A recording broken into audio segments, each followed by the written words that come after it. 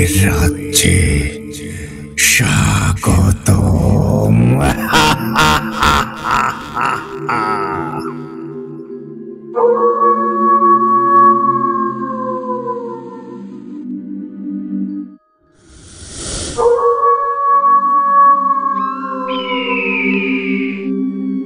আসসালামু আলাইকুম বন্ধুগণ, সবাইকে স্বাগতম জানাচ্ছি ভূত আড্ডার আরো একটি নতুন এপিসোডে। আর বরাবরের মতোই আপনাদের সাথে আছি আমি ইমরান খান। আজকে কিন্তু আপনাদের জন্য বিশেষ একটা ঘটনা নিয়ে এসেছি। কার ঘটনা বলতে পারেন? আমাদের সবার প্রিয় আরিফ ভাইয়ের লেখা একটা দুর্দান্ত ভয়ঙ্কর ঘটনা নিয়ে আজকে হাজির হয়েছি। আশা করছি আজকের ঘটনাটি আপনাদের কাছে অনেক অনেক বেশি ভালো লাগবে। আরিফ ভাই আজকে আমাদেরকে যেই ঘটনাটি লিখে পাঠিয়েছেন, এই ঘটনাটির নামকরণ করা হয়েছে রুহানির আত্মতৃপ্তি। আশা করি এই ঘটনাটি আপনাদের অনেক অনেক বেশি আনন্দ দেবে। তো বেশি কথা বলে ঘটনার আমেজটা নষ্ট করতে যাচ্ছি না, মূল ঘটনায় চলে যাব। তার আগে আপনাদেরকে বলতে চাই, আপনারা যারা এখনো আমাদের চ্যানেলটিকে সাবস্ক্রাইব করেননি, দ্রুত সাবস্ক্রাইব করে পাশে থাকা বেল আইকনটি অন করে রাখুন। এর ফলে আমাদের পরবর্তী সকল আপডেট সবার আগে আপনাদের কাছে পৌঁছে যাবে। আর আপনারাও যদি আমাদেরকে ঘটনা পাঠাতে চান, সেক্ষেত্রে আপনাদের কাছে দুটি ওয়ে আছে।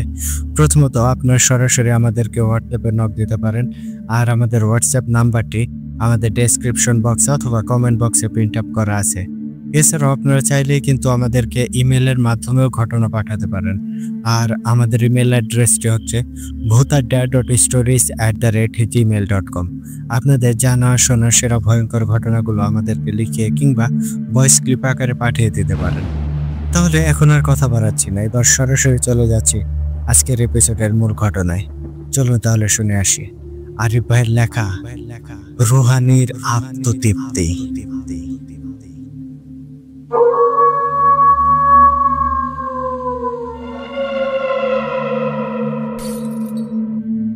ঘটনাটি আমাকে ঠিক যেইভাবে লিখে পাঠিয়েছেন, আমি চেষ্টা করছি ঠিক সেভাবেই আপনাদের মাঝে উপস্থাপন করতে। লিখছেন, আসসালামু আলাইকুম প্রিয় দর্শক শ্রোতা ভাই ও বোনেরা, আশা করি সকলে অনেক বেশি ভালো আছেন। আমি ভূত আড্ডার একজন অ্যাডমিন ও স্টোরি রাইটার আরিফ বলছি। প্রিয় দর্শক শ্রোতা ভাই ও বোনেরা, আজকের ঘটনায় যাওয়ার আগে কিছু কথা বলে নেই। যে প্রশ্নগুলো আপনারা করেছিলেন, সকলে বলেছেন আমি কি ভূত আড্ডা ছেড়ে দিয়েছি কিনা, আমার কি হয়েছে, আমি কেন কোনো ঘটনা দিচ্ছি না, বা আমার কোনো সমস্যা হয়েছে কিনা। তো দর্শক শ্রোতা, আপনাদের প্রশ্নের জবাবে বলছি, আমি একটু পারিবারিক কাজে ব্যস্ত। তার পাশাপাশি আমি কিছুদিন আগে একটি অ্যাক্সিডেন্ট করেছি, যার ফলে আমি আপনাদের জন্য ঘটনা নিয়ে আসতে পারিনি। অ্যাক্সিডেন্টটি মারাত্মক হলেও আল্লাহর দোয়া ও আপনাদের সকলের ভালোবাসায় বেঁচে আছি। আমি এখনো ইনজুরিড অবস্থাতেই আপনাদের জন্য ঘটনা লিখতে বসেছি, কারণ প্রাণপ্রিয় মানুষগুলোকে আর অপেক্ষা করানো ঠিক হবে না। আর ভূত আড্ডা ছাড়ার ব্যাপারে বলছি, আমি আপনাদের ভালোবাসায় আবারও ফিরে এসেছি, তাহলে আর হারাবো না যতদিন আল্লাহ আমাকে বাঁচিয়ে রেখেছেন। তো দর্শক শ্রোতা, অনেক কথাই বলে ফেললাম, এবার চলে যাই আজকের ঘটনার মাঝে। আজ আপনারা শুনতে চলেছেন রুহানির আত্মতৃপ্তি নামক ঘটনা। এই ঘটনাটি যেখানে ঘটেছে সেই জায়গার নাম, আর ঘটনাটি যেই গ্রামের মানুষদের সাথে ঘটেছে সেই নামগুলো কিছু কারণবশত বলতে পারছি না। তো দর্শক শ্রোতা, আর কথা না বাড়িয়ে চলে যাচ্ছি ঘটনার মাঝে। সকলে ঘটনা শোনার আগে ঘরের আলো নিভিয়ে কানে ইয়ারফোন লাগিয়ে হারিয়ে যান আপনাদের ভালোবাসার ভূত আড্ডার মাঝে। চলে যাচ্ছি ঘটনায়। এই ঘটনাটি একটি গ্রামকে কেন্দ্র করে, যেই গ্রামের নাম আগেই বলেছি বলা নিষেধ, তাই গ্রামটির ছদ্মনাম হিসেবে ধরে নেই প্রেমনগর। সেখানকার একজন বয়স্ক লোক থেকেই এই ঘটনাটি শোনা। সেই লোকটির নাম মুফাজ্জল হোসেন, সকলে তাকে মফিজ বলে ডাকে। তো মফিজ চাচার সাথে কোনো একটি কারণবশত আমার সাথে দেখা হয়। তখন তার থেকে ভূতের সত্য ঘটনা আছে কিনা জানতে চাওয়ায় তিনি কিছু সময় চুপ করে থাকেন। এরপর কোনো এক অজানা কিছুতে ধ্যানমগ্ন হয়ে যান। এদিকে তাকে আমি বেশ কয়েকবার ডাকি, চাচা কি হয়েছে? কোনো কথা বলছেন না যে? কিন্তু সে আমার কথায় কোনো ভ্রুক্ষেপ করে না। তখন আমি তার কাঁধে হাত রেখে একটু নাড়া দিতেই তিনি কেমন চমকে ওঠেন। আর চমকে ওঠা দেখে আমি নিজেও বেশ চমকে যাই। কারণ তিনি হঠাৎ কেন এমন করে উঠলেন? তখন আমি বলি, চাচা, আপনার কি হয়েছে? এমন করে উঠলেন কেন? তখন মফিজ চাচা আমার থেকে লুকানোর জন্য বলে, না বাবা, কিছু না। আমার শরীর খারাপ তো, তাই এমনটা ঝাঁকুনি দিল। ওই সময় তার কথায় আমার সন্দেহ লাগায় আমি তাকে সন্দেহের দৃষ্টিতে বলি, চাচা, আপনি কি কিছু লুকাচ্ছেন? কারণ আপনার কথার মাঝে তা বোঝা যাচ্ছে। আপনি আমার কাছে বলতে পারেন। তখন আবার মফিজ চাচা কিছু সময় চুপ করে থাকেন। আর এখন তার চুপ করে থাকাটা আমার সন্দেহকে পুরোপুরি নিশ্চিত করে এখানে কিছু একটা হয়েছে। তখন আমি মনে মনে বলি, এখানে এই অজানা ঘটনা আমার জানতেই হবে।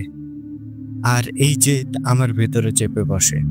তখন আমি আবারও তাকে বলি, চাচা, কি হয়েছে? আমাকে একটু বলেন। আপনার এই চুপ থাকা আমাকে ভাবাচ্ছে, একটা অজানা রহস্যের ইঙ্গিত দিচ্ছে। তখন মফিজ চাচা বলে, বাবা, তুমি যা বলছো তা সত্য, কিন্তু যা আমি নিজ স্বচক্ষে দেখেছি তা আমি আর স্মরণ করতে চাই না। কারণ ওই বিভীষিকাময় দিনগুলোর কথা মনে করলে আমি প্রায় পাগলই হয়ে যাই। কারণ ওগুলো ছিল আমাদের পুরো গ্রামের মানুষদের জন্য এক কালো অধ্যায়। তখন আমি বলি, চাচা, আপনি পুরো ঘটনাটা আমাকে খুলে বলুন, তাহলে বিষয়টা আমার বুঝতে সুবিধা হবে। তখন মফিজ চাচা বলে, শুনতেই যেহেতু চাইছো তাহলে মন দিয়ে শোনো। আজ যেই ঘটনাটি তোমাকে বলতে যাচ্ছি, এটি আমাদের গ্রামকে কেন্দ্র করে ঘটে যাওয়া এক দুর্বিষহ ভয়ঙ্কর ঘটনা। এই ঘটনার মূল হচ্ছে ভালোবাসাকে কেন্দ্র করে ঘটে যাওয়া। তখন সময়কাল ছিল 1990 সাল হবে। আমাদের গ্রামটি খুব সুন্দর ও ভালোবাসায় পরিপূর্ণ ছিল। আর সকলের এই ভালোবাসার মিল মহব্বতের কারণেই আমাদের গ্রামের নাম প্রেমনগর। আমার বয়স তখন 24 কি 25 বছর। আমাদের একটা দল ছিল, যেখানে সকলের মাঝে খুব ভালো সম্পর্ক ছিল। কিন্তু আমাদের দলের মাঝে একটি ছেলে ছিল যে কিনা সকলের থেকে একটু ভিন্ন। ওর নাম ছিল রাতুল। ভিন্ন বলার কারণ, ছেলেটা স্বভাবে তেমন ভালো ছিল না, খারাপ কাজ করে বেড়াতো। কিন্তু সে সকলের মাঝে খুব ভালো একটা ভান করে থাকত, যাতে মানুষ তার ভেতরের শয়তানটাকে ধরতে না পারে। কিন্তু আমার বন্ধু থাকায় ওর এইসব শয়তানের সম্পর্কে জানতাম, আর ওকে এইসব করতে বারণও করতাম। কিন্তু কিসের কি, ও আমাদের কথায় কোনো পাত্তাই দিত না। তো সকলে আমরা পাঠশালায় একসাথেই যেতাম আসতাম। তার মাঝে ও সব সময় মেয়েদের সাথে দুষ্টাম ফাইজলামি করত। কিন্তু আমরা বাকিরা কখনোই মেয়েদের সাথে তেমন মিশতাম না। এটারও একটা কারণ ছিল। কারণ আমাদের গ্রামের মানুষদের নিষেধ ছিল ছেলেরা মেয়েদের সাথে মিশবে না। ওই মেয়েদের মাঝে একটা মেয়ে ছিল যার নাম রুহানি, যাকে নিয়ে এই ঘটনাটি হয়েছে। রুহানি খুবই শান্ত স্বভাবের মেয়ে ছিল। সচরাচর ও কারোর সাথে তেমন মিশত না। ওদের মেয়েদের দলের মাঝেও ও হাতে গোনা কয়েকজন মেয়ে ছিল যাদের সাথে ও মিশত। তাছাড়া যারা একটু দুষ্ট ও বেয়াদব প্রকৃতির, তাদের ধারে কাছেও রুহানি মিশত না। এদিকে হঠাৎ করে রাতুলের চোখ পড়ে রুহানির ওপর। বিষয়টা আমরা জানতাম না। একদিন আমরা বসে গল্প করছিলাম, সে সময় হঠাৎ কোথা থেকে রাতুল সেখানে চলে আসে। আর এসেই জুবাইরকে ধরে বলে, বন্ধু, কাজ হচ্ছে মনে হয়। তখন কথাটা আমার কানে আসে। তখন আমি গল্প থেকে সরে এসে রাতুলকে বলি, কিরে রাতুল, কি কাজ হয়েছে? তখন রাতুল বলে, এইটা শুনে তোর কাজ নেই, তুই গল্পে মন দে। এটা আমার আর জুবাইরের কথা। তখন আমি বলি, না, আমাদের বন্ধুদের মাঝে এমন কোনো কথা নেই যেটা বলা যাবে না। জুবাইর, তুই বলতো কি হয়েছে? তখন রাতুল জুবাইরের দিকে তাকিয়ে ইশারা দেয়। তখন জুবাইর বলে, আরে বন্ধু, তেমন কিছু না, রাতে আমরা ডাব খাওয়ার প্ল্যান করছি। আবু কাকার গাছের ডাবগুলো যা হয়েছে এগুলো খাওয়া ছাড়া শান্তি পাবো না, এই নিয়ে আর কি। তখন আমি বলি, তুই কি আমাকে বোকা ভাবছিস নাকি নিজেকে খুব চালাক মনে করছিস? তখন জুবায়ের একটু কণ্ঠ বড় করে বলে, তুই কি বলতে চাইছিস মফিজ? আমি কি মিথ্যা বলছি? তখন আমি বলি, দেখ, তোর কথায় তুই নিজেই ধরা খাচ্ছিস, কারণ তুই মিথ্যা বলছিস, আর ওই মিথ্যা আমি ধরে ফেলায় তুই চটে যাচ্ছিস। আর ডাব খাওয়ার কথাই যদি হয় তাহলে রাতুল এসে আমাদেরকেও বলতো, কিন্তু ও শুধু তোর কাছেই এসে বলল। তখন জুবায়ের বলে, দেখ মফিজ, তুই এখন বেশি বেশি বলছিস, আর তুই যে কথা ধরছিস এগুলো কোনো কথাই না। তখন আমি বলি, আমি তো এখনো ধরা শুরুই করিনি, তার আগেই বল, নয়তো ধরতে শুরু করলে আর ছাড় পাবি না। আর এখানে যদি কোনো খারাপ কিছু থাকে তাহলে কিন্তু তোদের দুইটাকেই দল থেকে বের করে দেব। তখন জুবায়ের একটু ভয় পেয়ে যায়, কারণ আমাদের দলের সকলের একটা নীতি রয়েছে, কেউ কোনো খারাপ কাজ করলে তাদের দল থেকে বের করে দেওয়া হয়, এবং ও আমাদের কারোর সাথেই আর মিশতে পারে না, তার পাশাপাশি কেউ ওর সাথে কোনো কথাও বলে না। তখন জুবায়ের ভয় পেয়ে বলতে নিলে রাতুল একটু রেগে যায় আর বলে, দেখ মফিজ, তুই কিন্তু এখন বেশি বেশি করছিস। তুই এখন আমাদের ভেতরের কথা জানতে চাচ্ছিস, এটাতে তোর কোনো অধিকার নেই। তখন আমি বলি, যদি তোর ভেতরের কথাই হতো তাহলে তুই জুবায়েরকে এই কথা বলতি না, এটা তোর ভেতরের কথা না। তখন রাতুল কোনোভাবেই আমার কাছে কথা বলতে নারাজ, আর এভাবে এক কথা দুই কথায় আমাদের মাঝে বিশাল তর্কের সৃষ্টি হয়ে যায়। আর বিষয়টা বেগতিক দেখে জুবায়ের চিৎকার করে বলে, এই তোরা থামবি, যা বলার আমি বলছি। ওই সময় আমি চুপ হয়ে যাই, কিন্তু রাতুল আমার দিকে চেয়ে রাগে ফুঁসছিল। আমি তার রাগের কোনো তোয়াক্কাই করছিলাম না।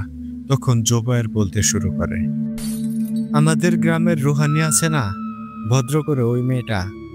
রাতুলের চোখে এবার রুহানির দিকে পড়েছে। তখন রাতুল আমাকে বলে, বন্ধু, এই মেয়েটাকে পটাতে হবে। ওই সময় আমি বলি, এটা তোর দ্বারা সম্ভব না, কারণ ও মেয়েদের মাঝে খুব অল্প সংখ্যক মেয়েদের সাথে মেশে। শুধুমাত্র ওর মন মানসিকতার সাথে যারা মিলে তাদের সাথেও মেশে। সেখানে তোর মতো ফটকার সাথে ও সম্পর্ক করবে এটা কোনোদিনও সম্ভব না।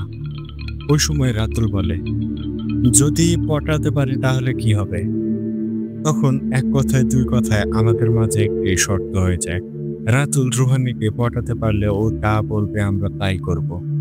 এখন রাতুল রুহানিকে পটিয়ে ফেলেছে, এটাই এসে সে জানালো। তখন আমি সবটা শুনে চুপ করে থাকি, আর এক একজন এক এক কথা বলতে থাকে। এমন সময় আমি নীরবতা ভেঙে বলি, আসলে রাতুল, তুই কি মানুষ?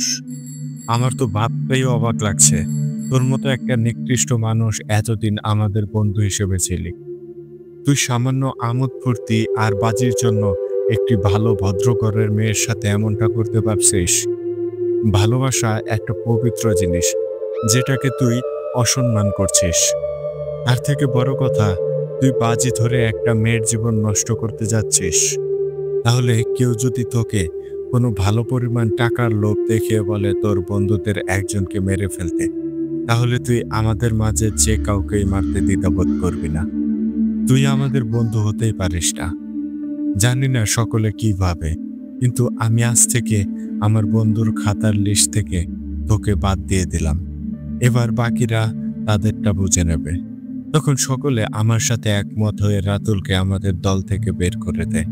তখন রাতুল চোখ বড় বড় করে রাগে ফুঁসতে থাকে আর আমাকে উদ্দেশ্য করে বলে, মফিজ, তুই আজ এই একটা সামান্য ব্যাপারকে কেন্দ্র করে আমাকে দল থেকে বের করলি, বন্ধুদের ভেতর থেকে আমাকে সরালি, এর পরিণাম ভালো হবে না। এই বলে রাতুল সেখান থেকে চলে যায়। তখন কয়েকজন বলে, ও এবার লাইনে চলে আসবে, কারণ এখন আমরা ওর সাথে না মিশলে ও একা থেকে বুঝতে পারবে, পরে এইসব ছেড়ে আবার আমাদের সাথে চলে আসবে। কিন্তু আমাদের ধারণাটা ছিল সম্পূর্ণ ভুল। কেন ভুল বলছি তা সামনেই জানতে পারবে। রাতুলের সাথে এই ঝামেলা হওয়ার পর কয়েকদিন কেটে যায়। এর মাঝে পথে ঘাটে রাতুলের সাথে কারো দেখা হলে রাতুল নিজ থেকে আমাদের এড়িয়ে যেত। এইসব দেখে আমরা অনেক অবাক হতাম, কারণ যেখানে ও এসে আমাদের সাথে মিশবে বা মিশার চেষ্টা করবে, সেখানে ও আমাদেরকে এড়িয়ে চলছে। তখন আমরা ওকে এড়িয়ে চলা শুরু করলাম, ওকে দেখেও না দেখার ভান করতে লাগলাম। এদিকে রাতুলের সাথে ঝগড়া হওয়ার কিছুদিন পর হঠাৎ করে শুনতে পাই রুহানি দিলতলার গাছের নিচে ফাঁস দিয়ে আত্মহত্যা করেছে। এই কথাটা শোনা মাত্র আমরা সকলেই অবাক হয়ে যাই। এইটা কি শুনলাম? তখন আমরা আর সেখানে কাল বিলম্ব না করে দিলতলার দিকে ছুটে যাই, আর সেখানে যে দেখতে পাই রুহানির লাশটা গাছে ঝুলে আছে। কিন্তু অবাক করা কাণ্ড, ওর শরীরের কিছু কিছু জায়গায় কাপড় ছেঁড়া। এটা দেখে আমার মনে সন্দেহ জাগে, এই রাতুল আবার মেয়েটার সাথে কোনো খারাপ কিছু করেনি তো? আবার পরক্ষণেই মনে হয় যদি ওইরকম কিছুই হতো তাহলে রুহানের শরীরের দাগ বা ক্ষত থাকতো, কিন্তু সেরকম কিছু লক্ষ্য তো করা যাচ্ছে না। তত সময় পুরো গ্রামবাসী সেখানে জড়ো হয়ে যায়। এদিকে রুহানির মা সেখানে এসে মেয়ের এই দৃশ্য দেখে দাঁত মুখ লেগে অজ্ঞান হয়ে যায়, আর রুহানির বাবা সেখানেই আলবলা হয়ে মাথায় হাত দিয়ে পড়ে যায়। পুরো গ্রামে একটা শোকের ছায়া পড়ে যায়। অবশেষে পুলিশ এসে লাশটা নিয়ে যায় আর পোস্টমর্টমে দিয়ে দেয়। এদিকে আমি মনে মনে ধর্ষণের কথা ভেবেই নেই, খালি এই অপেক্ষায় থাকি যদি জানতে পারি রাতুল এমন কিছু করেছে তাহলে ওকে সকলের সামনে এনে গণপিটান দিয়ে মেরে ফেলবো, কারণ ওর কোনো ক্ষমতা নেই একটা মেয়ের জীবন ধ্বংস করার। এদিকে হঠাৎ লক্ষ্য করি আমাদের মাঝে এত সময় জীবন ছিল, কিন্তু ওর কোনো খোঁজ নেই। তখন আবার মনে সন্দেহ জাগে, জীবন আবার রাতুলকে সবটা জানাতে গেল না তো? কারণ জীবন আর রাতুল পাড়া প্রতিবেশী ছিল, যদিও ওরা কথা বলতো না, কিন্তু এই সময়ে ওকে বাঁচাতে কথা বলতেও পারে। এই ভেবে আমি অন্যদের জিজ্ঞেস করি, কিরে, জীবন এত সময় তো এখানেই ছিল, ও কোথায় গেল? তখন একজন বলে, ওকে মাত্র নদীর পাড়ের দিকে যেতে দেখলাম। তখন আমি কাউকে কিছু না বলে নদীর পাড়ের দিকে চলে যাই, আর সেখানে যে জীবনকে খুঁজতে থাকি, কিন্তু কোথাও ওকে দেখতে পাই না। হঠাৎ আমার কানে গাছের আড়াল থেকে একটা শব্দ পাই। আমি তখন গাছটির কাছে যেয়ে দেখি জীবন মুখে কাপড় দিয়ে ডুকরে কাঁদছে। তখন আমি বলি, কিরে বন্ধু, তুই এখানে কি করছিস আর এমন করে কাঁদছিস কেন? তখন জীবন আমাকে দেখে ভূত দেখার মতো চমকে ওঠে আর দ্রুত চোখ মুখ মুছে দাঁড়িয়ে আমাকে বলে, কই না তো, কিছু না, এমনিতেই ভালো লাগছিল না তাই এখানে এসে বসলাম, আর চোখে কি জানি গিয়েছে তাই পানি পড়ছে। তখন আমি বলি, জীবন দেখ, তুই আমাকে ছোট্ট শিশু ভাবিস না, এইটা চোখে কিছু যাওয়ার পানি না। আর যেখানে গ্রামে এত বড় একটা ঘটনা ঘটে গেল, পুরো গ্রাম যেখানে উপস্থিত, সেখানে তুই একা এখানে বসে কান্না করছিস, আসলে হয়েছেটা কি বলতো? তখন জীবন আর নিজেকে ধরে রাখতে পারে না, আমাকে জড়িয়ে ধরে হাউমাউ করে কেঁদে ফেলে। এদিকে ওর কান্না দেখে আমি অবাক হয়ে যাই, কারণ এটা কি হচ্ছে? তখন আমি কি করব বুঝতে পারছিলাম না। এরপরও নিজেকে কিছুটা স্থির করে জীবনের মাথায় হাত দিয়ে ওকে সান্ত্বনা দিয়ে বলি, বন্ধু, তোর কি হয়েছে বলতো? তখন জীবন কান্না থামিয়ে বলে, বন্ধু, জীবনে কখনো কোনো মেয়ের দিকে চোখ তুলে তাকাইনি। এই রুহানিকে নিজের থেকেও বেশি ভালোবেসেছিলাম, কিন্তু না পেরেছি ওকে বলতে, না পেরেছি তোদের বলতে। ওকে বলতে ভয় পেয়েছি যদি ও ফিরিয়ে দেয়, আর তোদের বলতে পারিনি কারণ তোরা যদি আমাকে দল থেকে বের করে দিস। ভেবেছিলাম কিছুদিন পর সরাসরি বাড়িতে বলে বিয়ের প্রস্তাব পাঠাবো, কিন্তু দেখ কি থেকে কি হয়ে গেল। তখন ওর মুখ থেকে সবটা শুনে আমি কি বলবো তার কোনো ভাষা পাচ্ছিলাম না। তখন আমি বলি, দেখ বন্ধু, তোর ভুল হয়েছে। তুই যদি এই কথাগুলো আমাদের আগে জানাতি তাহলে আমরা সকলে একটা পরামর্শ করে তোর বাড়িতে কথা বলে ওর বাড়িতে পাঠিয়ে দিতাম, আর এই রাতুল জানোয়ারটাকে ওর থেকে দূরে রাখতাম। তখন জীবন বলে, বন্ধু, আমার ভুল আরো বড় রে। তখন আমি ওর মুখ থেকে এই কথা শুনে বলি, মানে তোর কথার কিছুই তো বুঝতে পারলাম না। তখন জীবন বলে, বন্ধু, এইসব আমার কারণেই হয়েছে। গতকাল রাতে যা হয়েছে এর সম্পূর্ণ দোষ শুধুমাত্র আমার। ওর মুখ থেকে এই কথা শুনে আমার মাথায় যেন আকাশ ভেঙে পড়ল। তখন আমি বলি, বন্ধু, তুই এসব কি বলছিস? তোর দোষ মানে? তুই একটু খুলে বলবি কি হয়েছে? তখন জীবন বলতে শুরু করে, তোরা ওই দিন রাতুলকে বকাঝকা করা অবস্থায় আমি নিবিড়ে তোদের হওয়া সব কথাগুলো শুনছিলাম। আর তখন সব কথা শোনার পর আমার ভেতরে সব কেমন যেন ধুমড়ে মুচড়ে যাচ্ছিল। আমার তখন মন চাইছিল রাতুলকে সেখানেই খুন করি, কিন্তু কি আর করার? যদি রুহানি ওকে ভালোবাসে তাহলে এখানে আমার তো আর কিছু করার নেই। ওই সময় আমি সেখান থেকে এসে এখানে অনেক সময় কান্না করেছিলাম। এরপর সিদ্ধান্ত নেই, যদি রুহানি আমার না হয় তারপরও ওকে এই খারাপ শয়তানটার হাত থেকে রক্ষা করতে হবে। সেদিন থেকে আমি ওর সাথে চলা বান্ধবীদের সাথে কথা বলতে থাকি। ওদের বলি, রুহানিকে বলো রাতুল ছেলে হিসেবে ভালো না। ও এর আগে অনেক মেয়েদের সাথে খারাপ কাজ করেছে, তার সাথে বহু মেয়েদের ধোঁকা দিয়েছে। ওর জন্য অনেক মেয়ের জীবন নষ্ট হয়ে গিয়েছে। এদিকে ওর বান্ধবীরাও আমার কথাগুলো সব যে রুহানিকে বলে, কিন্তু রুহানি ওদের একজনের কথাও বিশ্বাস করে না। ও মনে করতে থাকে এসব ওদের ধান্দা রাতুলকে ওর থেকে দূরে সরানোর। ওইসব আমি জানতে পারি, ওদের মুখ থেকেই আমি জানি। একটা সময় রুহানি ওদের সাথেও কথা বলা বন্ধ করে দেয়। এভাবে আর ওকে বোঝাতে না পেরে আমি সরাসরি একদিন ওর সামনে চলে যাই আর ওকে বলি, দেখো রুহানি, আমরা একই গ্রামের ছেলে মেয়ে, আমরা কেউ কখনোই কারো খারাপ চাই না। রাতুল একটা খারাপ ছেলে, ওর কাজই হলো মেয়েদের ফুসলিয়ে ওদের সাথে খারাপ কাজ করা, এরপর ওই মেয়েকে ছেড়ে দেয়। ও কত মেয়ের জীবন নষ্ট করেছে তা বলে শেষ করা যাবে না। আমি এই কথাগুলো বলা অবস্থায় রুহানির চেহারা লাল হতে থাকে। ওকে দেখে মনে হচ্ছিল ও পারলে আমাকে মেরেই ফেলবে।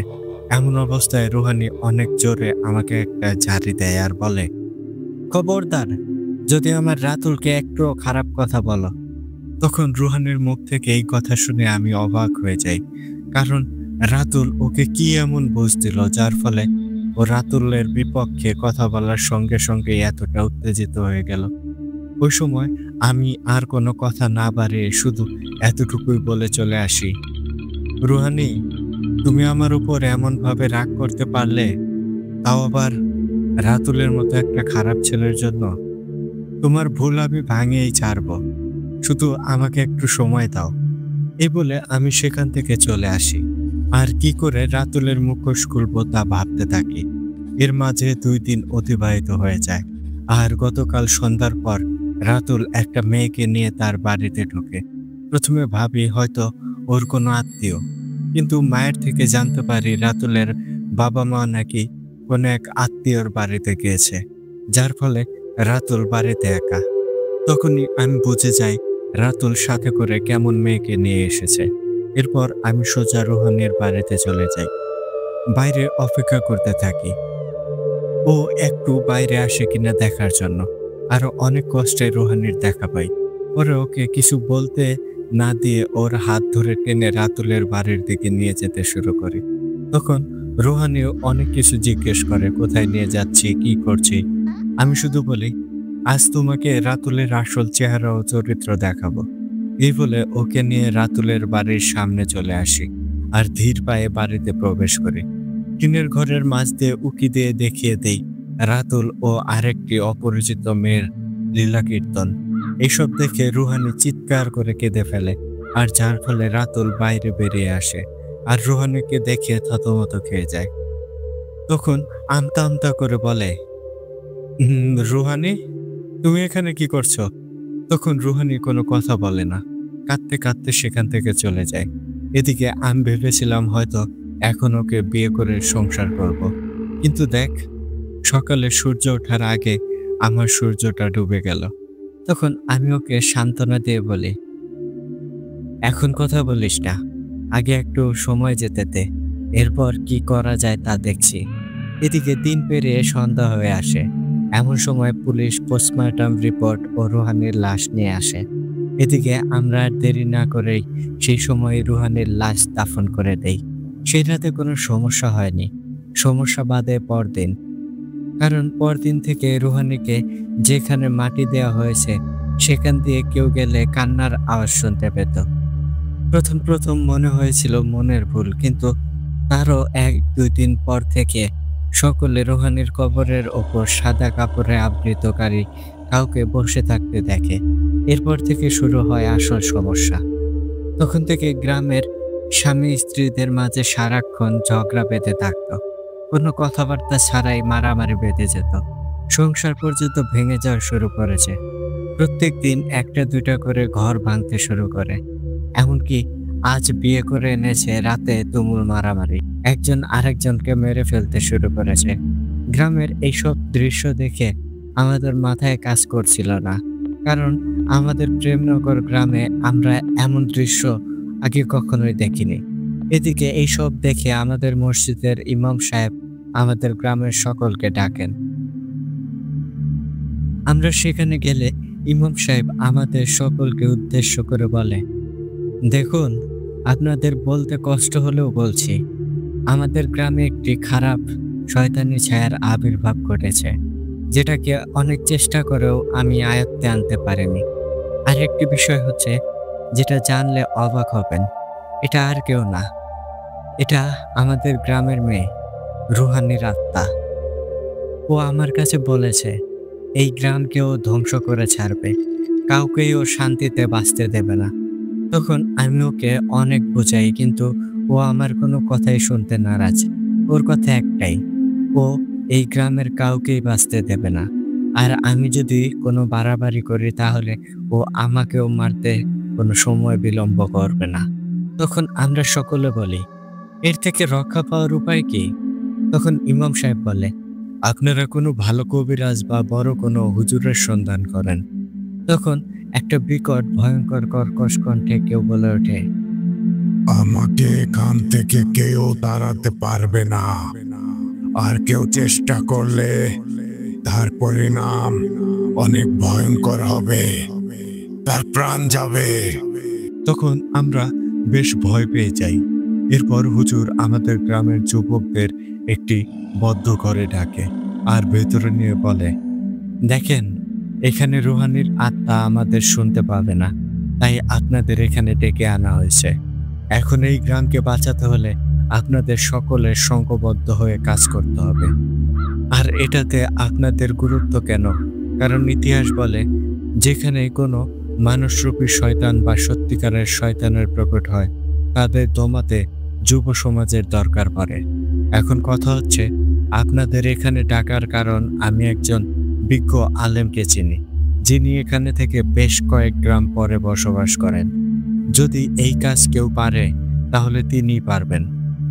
আপনাদের তার ঠিকানা দিচ্ছি, আপনারা তার কাছে যান। আর সাবধান, সকলে একত্রে যাবেন না, তাহলে ওই আত্মা জেনে যাবে আর পথে আপনাদের ক্ষতি করতে চাইবে।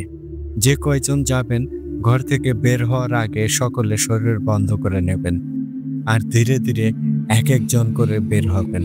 আর গ্রামের বাইরে যেয়ে সকলে একত্রিত হবেন, এরপর সেখানে যাবেন। এদিকে হুজুরের কথা শোনা শেষ করে আমরা তাৎক্ষণিক সেখান থেকে বেরিয়ে যাই। আর হুজুরের কথা মতো সকলে একে একে পৃথক হয়ে গ্রাম থেকে বের হই। তারপর সেই হুজুরের কাছে যেয়ে তাকে সবটা খুলে বলি। এরপর হুজুরকে সাথে নিয়ে গ্রামে চলে আসি। আর গ্রামে এসে শুনতে পাই আমাদের ইমাম সাহেবকে রুহানির আত্মা মেরে ফেলেছে। আর এটা শুনে আমরা বেশ ভয়ও পাই, সাথে কষ্টও পাই। তখন হুজুর বলে, এইখানে এসে যতটুকু বুঝলাম, এইটা অনেক বেশি জটিল হয়ে গিয়েছে। যা করতে হবে আজকের ভেতরই করতে হবে। তখন হুজুর সকলকে উদ্দেশ্য করে বলে, আজ রাতে কেউ ঘর থেকে বের হবেন না, সকালের ফজরের আজানের আগে কেউই বের হবেন না।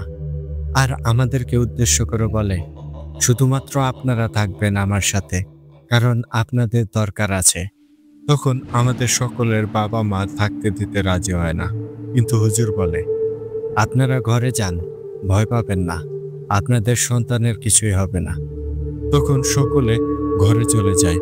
এরপর হুজুর 2টা বৃত্ত করে, আর একটি বৃত্তে আমাদের সকলকে বসতে বলে, আর একটি বৃত্তে তিনি নিজে বসেন। আর তার সাথে থাকা একটি ব্যাগ থেকে কিছু মাটি ডালপালা বের করে পাশে রাখেন। এরপর তিনি চোখ বন্ধ করে হাতে রাখা লাঠি দিয়ে মাটিতে ঘষতে থাকেন, আর বাঁ পাশে থাকা বাটি থেকে কিছু একটা নিয়ে সেই লাঠির মাথায় দিতে থাকেন। আর এভাবে আধ ঘন্টা পরও কিছুই হচ্ছিল না। তখন সকলে অনেক দুর্বল হয়ে ঘুমিয়ে যাচ্ছিল। আর এদিকে আমার বন্ধু জোবায়ের বলে, হুজুর, আমার প্রচুর ঘুম পাচ্ছে, আমি বাড়ি গেলাম। তখন হুজুর চোখ বন্ধ রেখে হাত নাড়িয়ে ইশারা করে বলে, বৃত্ত থেকে বের হওয়া যাবে না। এরই মাঝে সেখানে দমকা হাওয়া বইতে শুরু করে, আর কয়েক মুহূর্তের মাঝেই জায়গাটির শান্তশিষ্ট পরিবেশ ভয়ঙ্কর থমথমে পরিণত হয়, যা দেখে আমরা সকলেই রীতিমতো হতভম্ব হয়ে যাই। এদিকে হাওয়াটা প্রকট ক্রমান্বয়ে বেড়েই চলেছে। এমন সময় হুজুর চোখ খুলে তার হাতের লাঠি রেখে বলে, তুই এই গ্রামের মানুষদের কেন মারছিস? কেন তাদের সংসারগুলো ভাঙছিস? কেন তাদের পরিবারে দাঙ্গা মারামারি তৈরি করছিস? তখন কোনো শব্দ আমরা পাচ্ছিলাম না। তখন হুজুর আবার বলে, তুই এভাবে চুপ করে থাকতে পারবি না, কথা তোকে বলতেই হবে। আর যদি না বলিস তাহলে তোর মৃত্যু তুই নিজেই ডেকে আনবি। তখনও কোনো উত্তর আসছিল না। তখন হুজুর আবারও বলে, তোকে আদেশ করছি, কথা বল। তখন অদৃশ্য থেকে একটা ভয়ঙ্কর কণ্ঠের আওয়াজ আসে। কণ্ঠটা বলে, এই হুজুর, আমার পথে কাটা হয়ে আসতে যাস না, তাহলে আগের হুজুরের মতো তোর জীবন যাবে। তখন হুজুর বলে, মৃত্যুর ভয় আমি করি না, তাই আমাকে এইসব ভয় দেখিয়ে কোনো লাভ নেই। এর চেয়ে বরং কেন এমনটা করছিস সেটা বল। তখন রুহানির আত্মা বলে, আমি তোর কাছে কোনো কৈফিয়ত দিতে প্রতিশ্রুতিবদ্ধ নই, আমাকে বেশি জ্বালাতন করবি না। তখন হুজুর বলে, তুই যদি আমাকে সবটা খুলে বলিস তাহলে আমি তোকে সাহায্য করতে পারি। তখন রুহানির আত্মা বলে, আমাকে সাহায্য করবি এর নিশ্চয়তা কি? তখন হুজুর বলে, আমি কখনো মিথ্যা বলি না। আমি যখন বলেছি তোর সাহায্য করব, তার মানে অবশ্যই করব। কিন্তু তুই কেন এমনটা করছিস সেটা বল, আর তোর সাথে কি হয়েছে সেটাও বল। তখন রুহানির আত্মা বলতে শুরু করে, আমি ওই মানুষ রূপী জানোয়ার রাতুলকে মন প্রাণ উজাড় করে ভালোবেসেছিলাম, কিন্তু ওই জানোয়ার আমাকে ধোঁকা দিয়েছে। তাই আমি যেহেতু সুখে থাকতে পারিনি, কাউকেই সুখে থাকতে দেব না। তখন হুজুর বলে, এতে সাধারণ গ্রামবাসীদের কি দোষ? তখন রুহানির আত্মা বলে, দোষ আছে, কারণ এই গ্রামবাসী কোনোদিন আমার মৃত্যু নিয়ে কিছু জানতে চায়নি, আমার সাথে কি হয়েছে তা জানতে চায়নি। তখন হুজুর বলে, এখন তুই বল, তোর সাথে কি হয়েছে? তখন রুহানির আত্মা বলে, যেই রাতে আমি রাতুলের সাথে আরেকটি মেয়ের খারাপ দৃশ্য দেখি, সেই রাতে আমি বাড়ি ফিরে অনেক কান্না করি। আমার কান্নায় আকাশ বাতাস ভারী হয়ে যায়। একটা সময় নিজেই আত্মহত্যা করার সিদ্ধান্ত নেই। পরক্ষণেই ভাবি, আমি যদি আত্মহত্যা করি তাতে এই নোংরা মনের ছেলের কিছুই যাবে আসবে না, তাই আমি কেন আত্মহত্যা করব, এই ভেবে শুয়ে পড়ি। কিন্তু রাত গভীর হতেই আমার এক বান্ধবী আসে আর জানালার ফাঁক দিয়ে আমাকে ডাকে। তখন জানালা খুলে ওকে দেখতে পেয়ে আমি কিছুটা চমকে যাই। পরে ওকে ভেতরে ডাকি। তখন ও বলে আমার সাথে নাকি ওর গুরুত্বপূর্ণ কথা আছে, তাই ও আমাকে বাইরে ডাকে। আর তখন আমিও কোনো কিছু না ভেবেই বাইরে চলে যাই। আর একটা সময় ও নানান ধরনের কথা বলতে বলতে আমাকে গ্রামের জঙ্গলের দিকে নিয়ে যায়। আর সেখানে যেতেই দেখি ওই জায়গায় রাতুল দাঁড়িয়ে। আর ওকে দেখেই আমার রাগ বেড়ে আকাশে উঠে যায়। আর ওই সময় আমি সেখান থেকে চলে আসতে নিলে রাতুল আমার হাত চেপে ধরে আর আমার সাথে কথা বলতে চায়, কিন্তু আমি জোরে জোরে কথা বলছিলাম। তাই একটা সময় রাতুল আমার মুখ চেপে ধরে, যার ফলে আমার শ্বাস বন্ধ হয়ে আসতে শুরু করে। তখন রাতুল বলতে থাকে, শুয়োরের বাচ্চাকে ডেকেছি মিশমিটাল করতে, আর ও কিনা আমার সাথে ধস্তাধস্তি করতে চায়। এভাবে আমাকে আরো গালাগাল করতে থাকে।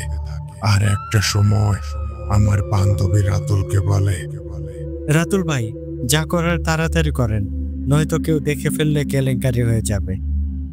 তখন রাতুল আমাকে মাটিতে ফেলে হাঁটু দিয়ে আমার গলায় চাপ দেয়, আর তার এক চাপেই আমি মারা যাই। ওই সময় আমি মারা যাওয়ার পর ওরা ভয় পেয়ে যায়, কি করবে ভেবে পাচ্ছিল না। তাই ওরা তখন আমার লাশকে টেনে গাছের সাথে ঝুলিয়ে দেয়, যাতে সকলে মনে করে আমি আত্মহত্যা করেছি। এদিকে সব শুনে আমাদের সকলের চোখে পানি চলে আসে। ওইদিকে জীবন সেখানে হাউমাউ করে কান্না করতে শুরু করে আর চিৎকার করে বলতে থাকে, রুহানি, আমি তোমাকে অনেক বেশি ভালোবাসি, তুমি কেন আমার হলে না? তখন হুজুর বলে, তোর বান্ধবীর কি করেছিস?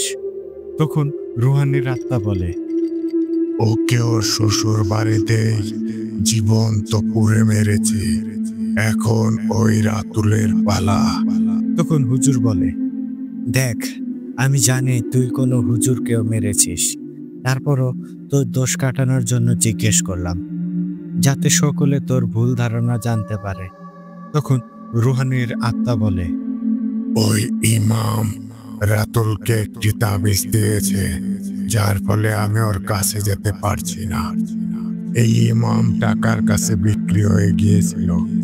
ওই পুলিশ যারা আমার লাশ পোস্টমর্টম করেছিল, ওদের ও রাতুলের পরিবার টাকা খাইয়ে রিপোর্ট বদলে নিয়েছে।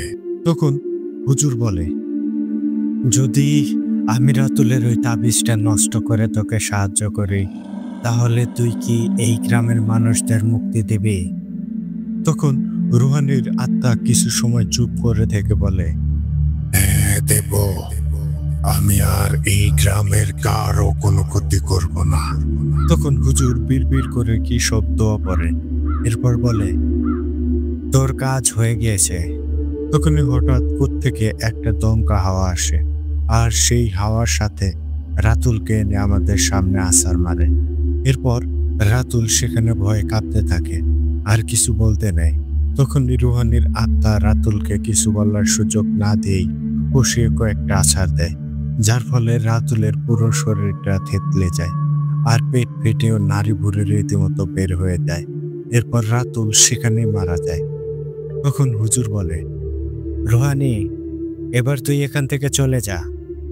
তখন রুহানির আত্মা বলে, হুজুর, আমি চলে যাচ্ছি, কিন্তু যাওয়ার আগে জীবনকে কিছু কথা বলতে চাই।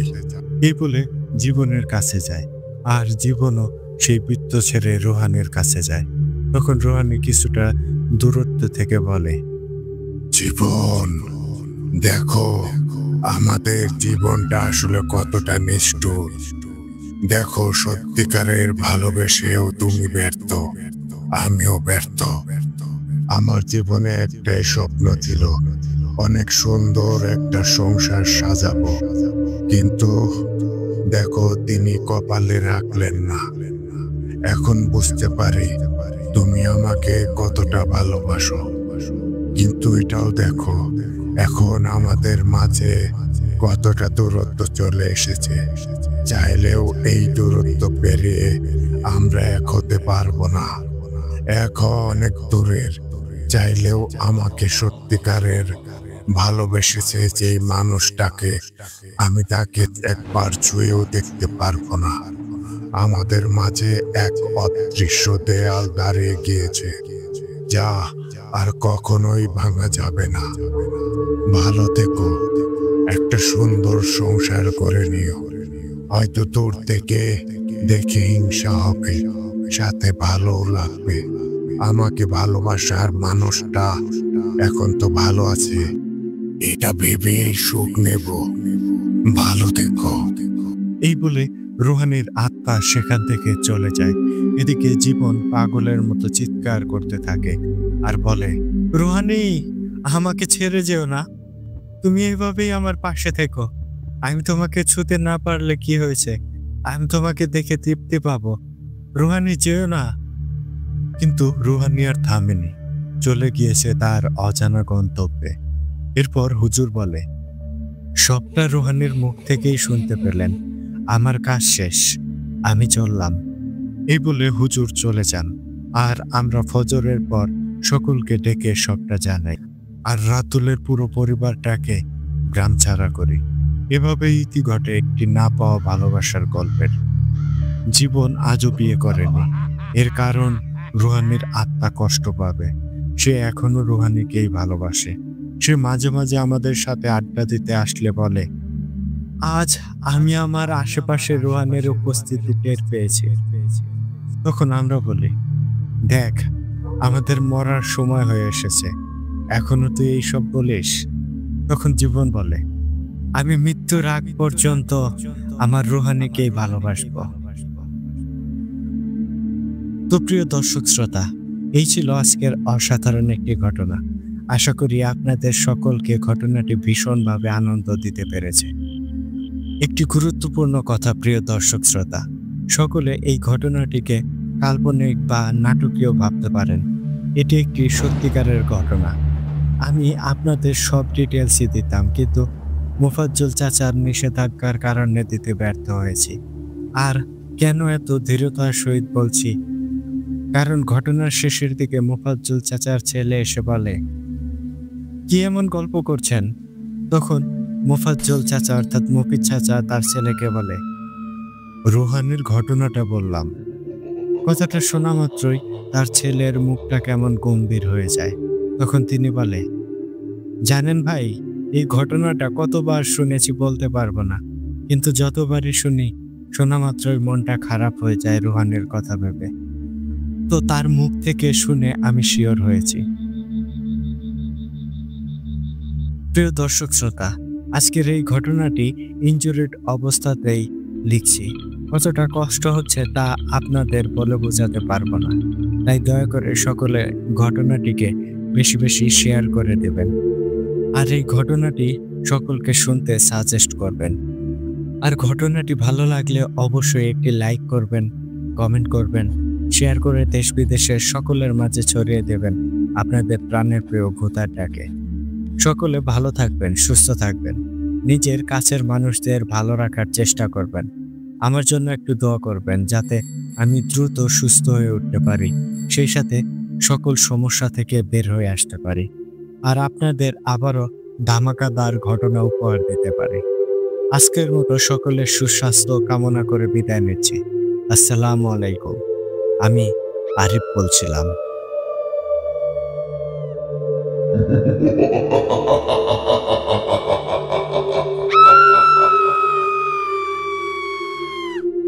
ওয়ালাইকুম আসসালাম আরিফ ভাই, ধন্যবাদ ভাই এত সুন্দর একটা ঘটনা আমাদের সাথে শেয়ার করার জন্য।